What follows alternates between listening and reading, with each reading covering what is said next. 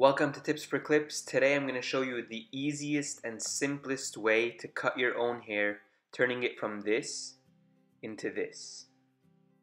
The first step is very simple. Just part your hair naturally, how you'll want to brush it after the haircut is over.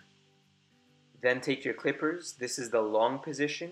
This is the short position, also known as opened or closed. I've taken the number 4 here, which reads 13 millimeters, and it is in the closed or short position. And I'm going to leave it in this position for most of the haircut. So the goal here is to fade into the longest hair on top, to blend from the number 4 into my crown. And notice how I can blend behind my ears before even turning around. This is a very simple step, but take your time on it because it sets the foundation for the rest of the haircut.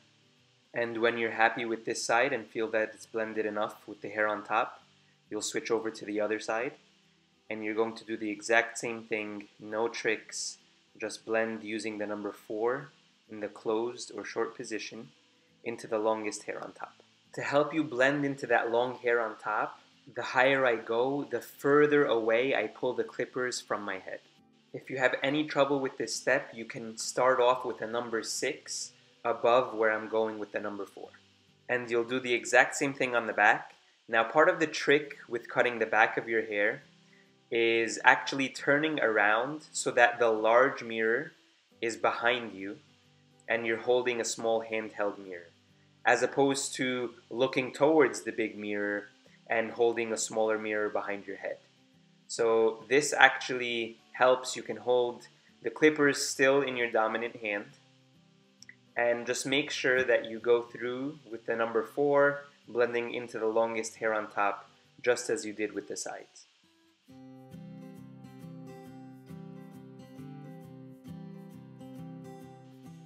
Take your time, and when you're satisfied here, you're going to switch out the number 4 clip for a number 3 clip. The number 3 clip reads 10 millimeters. And the lever position is still in the closed or short position. I have not changed it. And the goal here is to blend in to the 4 that you just previously cut. You're going to go about an inch under where you just cut. And it's going to blend very, very easily. This is sort of an effortless step. And you're going to do the exact same thing on the other side.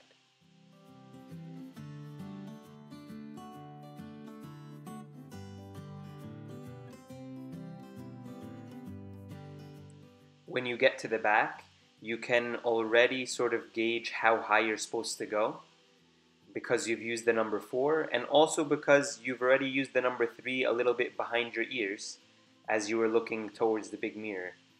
So you can see it blends just very naturally, very easily.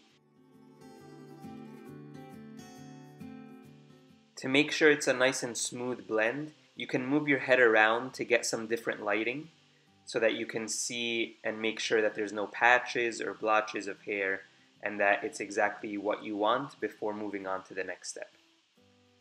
The next step will be using a number 2, which reads 6 millimeters, and it's still in the closed lever position.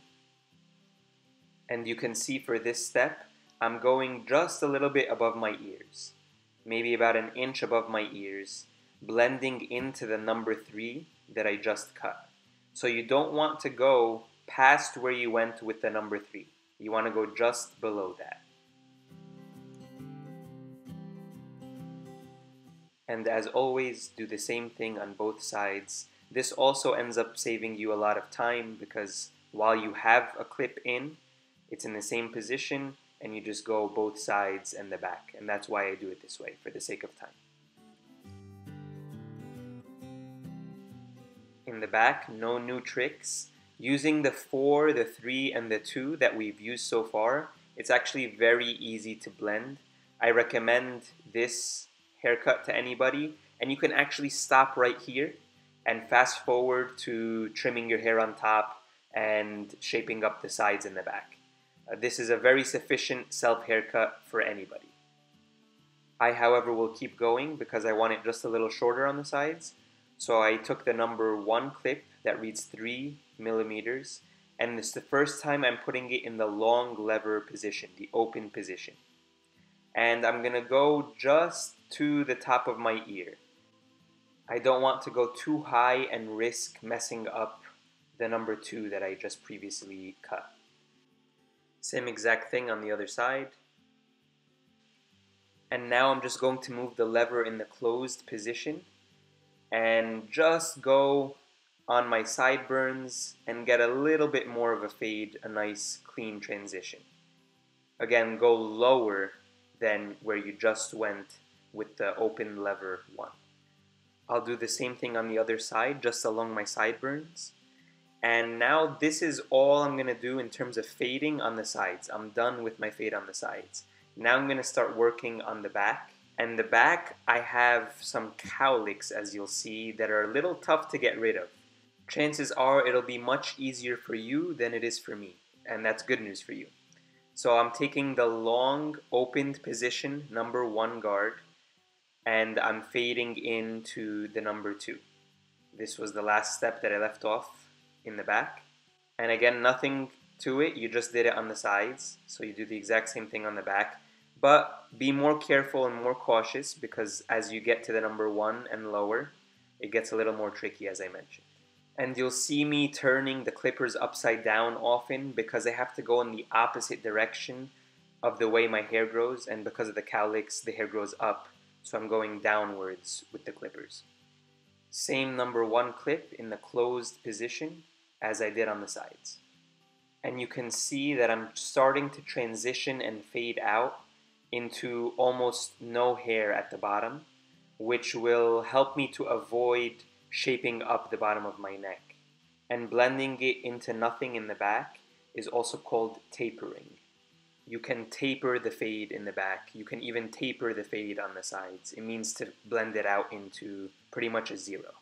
And the last step, I'll take all the clippers and guards off, put the lever in the long position, and go along the bottom of my neck just to make sure that it perfectly fades out in this final step of the fade. If you're brave enough to try this step and to go this short, be very careful, because if you go too high, you're going to have to start a lot of your fading again and use some of the other clips, which is not a big deal. You can always fix it, but it'll just take some more time. But be very cautious with this when you're using the clippers without any guards. You can tell that this really works for me because the more I keep going, the more I'm getting rid of the cowlicks and all the lines that are back there. And you'll see by the end of the haircut, it's going to look a lot better than when I started, or if I hadn't faded this short. I receive a lot of questions on how to cut the hair on top, so let me take a minute here to demonstrate. This is the simplest way for me. I just run my hair through my hands, and you sort of get a feel for what's too long. The hair starts curling at the ends, and it's a little bit longer than the rest of the hair. That's what I'm trying to pinpoint, and I cut about ½ an inch to an inch off. I keep brushing my hair, and when I sense that something is a little too long or it doesn't look the exact way that I want it to, I go ahead and I pinpoint that hair and I give it a couple snips, and as you see, I just feel it out. That's the best advice I have if you're a beginner at home.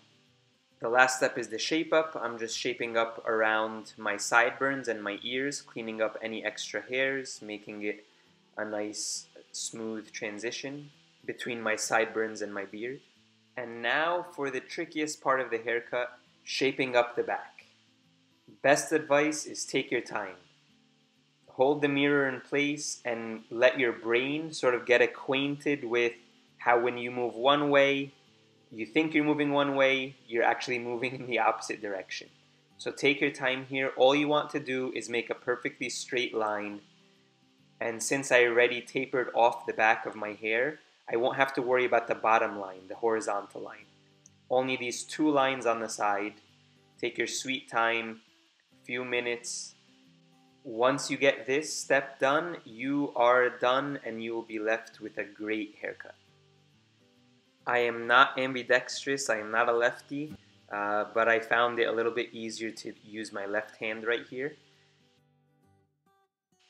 And because my trimmer blade is in the shape of a T, I can use the edge of the blade to pinpoint the exact hairs I want to cut. And that is it. It was such a big transition from where I started. Here's the final product. You can stop at any point in this haircut depending on how short you want the sides, so you're flexible. I went pretty short just to show you variability. I put some product after washing my hair. Here's what I started with. Quite a big difference. And here is the finished product. I hope you learned a few tips. I hope you're able to cut your hair at home. I hope everyone is safe and well. Thank you for all the support for this channel. I've linked the clippers and the trimmers that I used here in my video description below. Please subscribe, share, like, comment. Here are some of my other videos, and I'll see you at the next video.